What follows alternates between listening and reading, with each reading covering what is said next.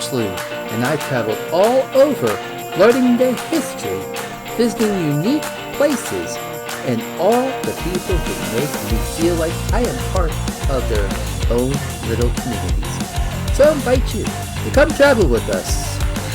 This is EPG's Weekend Travels. Good evening and welcome to 100 Nights of Taps, Gettysburg 2024 on this beautiful evening of July the 23rd, 2024. My name is Wendy Allen. I'm the president of the Lincoln Fellowship of Pennsylvania. The 100 Nights of Taps, Gettysburg is sponsored by the Lincoln Fellowship of Pennsylvania in partnership this Lincoln Fellowship of Pennsylvania and the Gettysburg National Military Park in partnership with Taps for Veterans, the Gettysburg Licensed Battlefield Guides, and the Eisenhower National Historic Site. I'm honored to introduce Drew Hodner from Robinson Township, Pennsylvania, tonight's bugler. Now, all of our buglers come here paying their own expense. They volunteer to come. Obviously, we could not have this program without them. So please welcome Drew.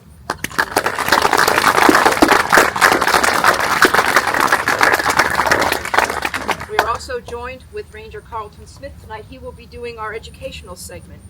Welcome, Ranger Smith. We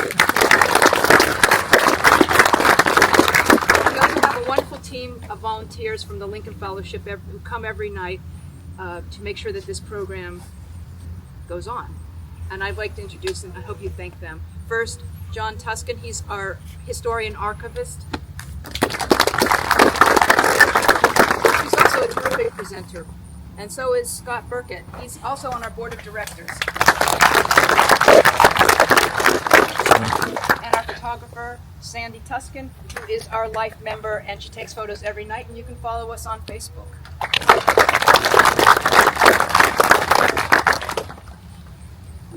This evening, we walked through this beautiful national cemetery, guided by pathways that brought us here to Soldiers National Monument. While walking along the pathways, you were surrounded by the graves of fallen heroes and their enduring stories of sacrifice, sorrow, and extraordinary bravery. And those same pathways converge here to a place where in 1863, President Abraham Lincoln delivered the Gettysburg Address, one of the finest speeches of all time. Gettysburg National Cemetery's pathways are America's enduring pathways that guide us to our history. And we call our brief educational segment an enduring pathway, and we're so honored to have Ranger Smith with us tonight, who will present our enduring pathway. He's one of Gettysburg's finest. So please, Ranger Smith.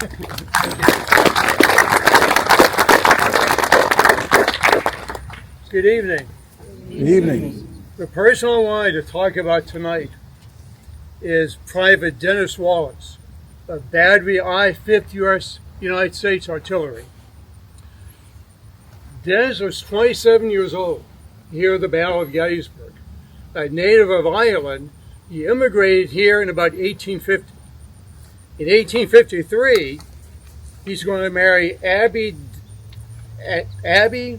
Delano Dunn, and 2 years later, they'll welcome a son, Thomas. On January 11th, 1862, Dennis Wallace enlisted in Battery I, 5th U.S. Artillery, Battery I. And with that battery, Wallace was served in the Peninsula Campaign, Second Battle of Bull Run, Antietam, Fredericksburg, and Chancellorsville before coming to Gettysburg. The battery itself is under the command of Lieutenant Melbourne Watson.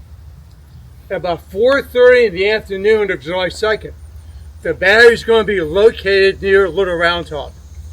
At 5:30, an hour later, they're sent out to a place called the Peach Orchard. Shortly after that, they have to fall back across the fields, past the Abraham Trossel barn, and into an area near Cemetery Ridge. The battery has to stop because of pursuing Confederates. They fire almost everything they can but the battery's going to be overrun.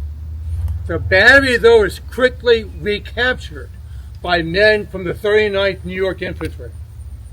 Somewhere in that area, at one point, a Confederate shell exploded under Dennis Wallace, splintering both legs.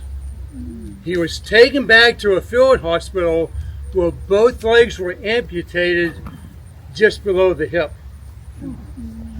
Now, oddly, at least it seemed odd to me, on July 4th, apparently visiting the same hospital, is Lieutenant Benjamin Rittenhouse from Battery D of the 5th U.S. Artillery, who's probably back there looking for his wounded. And somehow he knew Private Wallace. And he said, while he's visiting the hospital, there was a sergeant who had also been wounded, laying at least near or next to Private Wallace. And the surgeons were probing the sergeant's leg, looking for a bullet. And apparently the sergeant was putting up quite a fuss about it. Imagine you, surgeon, probing your leg without any anesthesia. Where Wallace was having none of it. And he said, "Stop your noise. What is the use of making such a devil of a racket? I don't make any fuss, and I have been trimmed down until I am not as long as a yardstick." And he's not putting up any fuss about it. Eventually, Private Wallace will be taken to Camp Letterman, the Army's General Hospital located east of town on New York Road, where he passed away from his wounds on August 2nd, 1863. He was initially buried at the cemetery at the hospital gravesite. His remains were brought here to the National Cemetery, and he rests today in the Regulus plot, which is right over there, in row D, number 16. As kind of a footnote to this story, his wife passed away in 1867, leaving their son Thomas an orphan. In 1869, her father applied for a pension in the son's name. And what makes this kind of curious is the grandfather is going to adopt his grandson and change his name from Wallace to Dunn, which is very unusual. But the son is going to get a pension based on his father's service of $8 a month. Oh, Thank wow.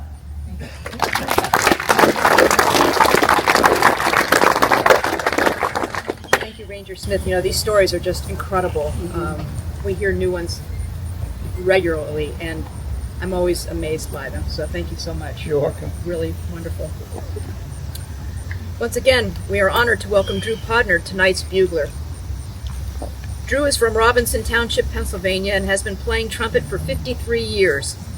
He studied music, education, and speech communication at Edinburgh University in Pennsylvania, and is a retired music educator, having taught at the Northgate and Montour school districts.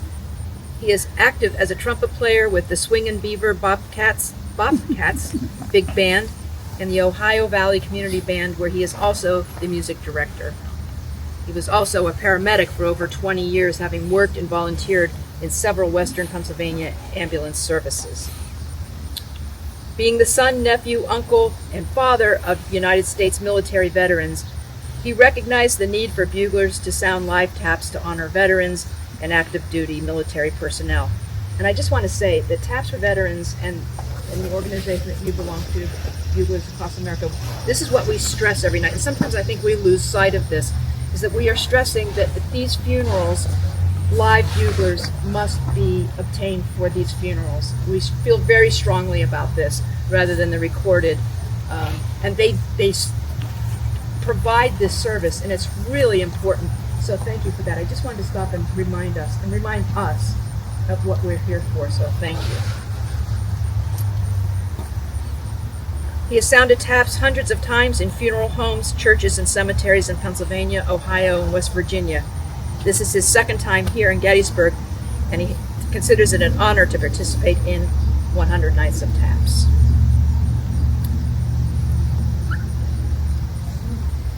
We meet here in Gettysburg National Cemetery so that we shall never forget our brave American veterans. And we remain steadfast in our dedication to the great unfinished work which those who fought here, as well as in many foreign lands, so nobly advanced. And we honor that they gave the last full measure of devotion so that this nation under God shall have a new birth of freedom and the government of the people, by the people, for the people, shall not perish from the earth.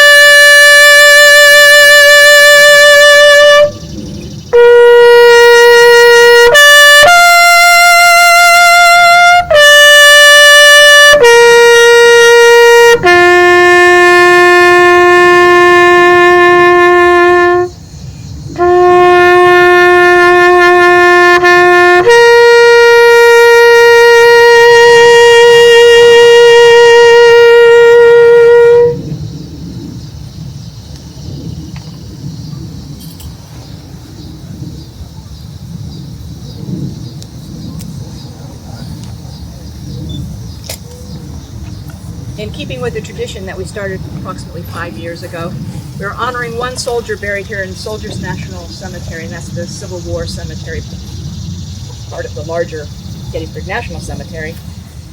And we put his image on a coin, our commemorative coin that we present to our buglers. Scott is showing what the coin looks like. This year we're honoring 2nd Lieutenant Edmund Dascom, the 2nd New Hampshire Volunteer Infantry Regiment. Edmund Dascom comes to represent all the soldiers buried here in the National Cemetery. He was born on November 11, 1837 in New Hampshire. At Gettysburg on July 2, 1863, the 2nd New Hampshire was overrun by Confederate forces at the Joseph Sherfy Peach Orchard. There he was shot and wounded. His regiment retreated, leaving him alone among the dead. On July 5th, 3 days after his wounding, the survivors of the 2nd New Hampshire returned to the Peach Orchard. He was taken to a field hospital but died 8 days later. Reportedly, his last words were, "I enjoy the sweet consciousness of always having striven to do my duty." His comrades first buried him near that field hospital, but later that autumn he was reinterred here to grave 11, Section A, in the New Hampshire plot. We placed a small flag on his grave. It's right down this way. Feel free to pay your respects if you'd like to Edmund Dascom on your way out after this ceremony. I would now like to present the coin to Drew. That was sensational and stirring and memorable. Thank you very much.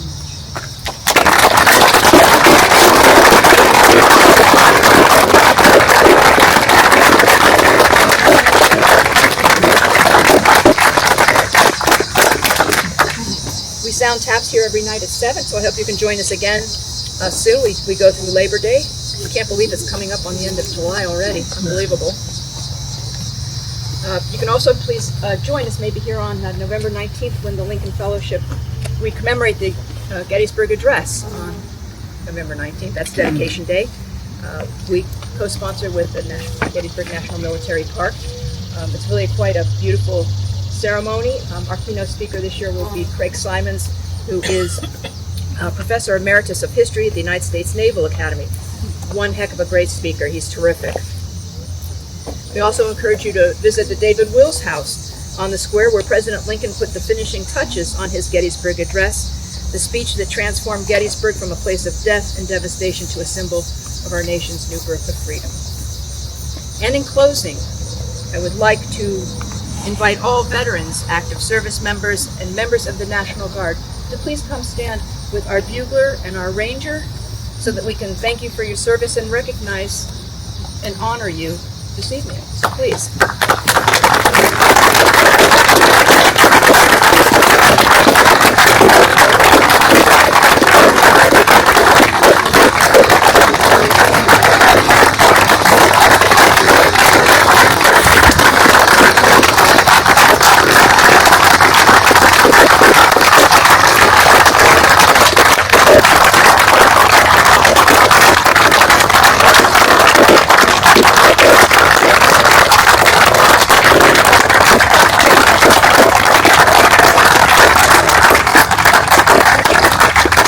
Ladies and gentlemen, thank you for your service, and thank you all for being with us this evening. Thank you very much.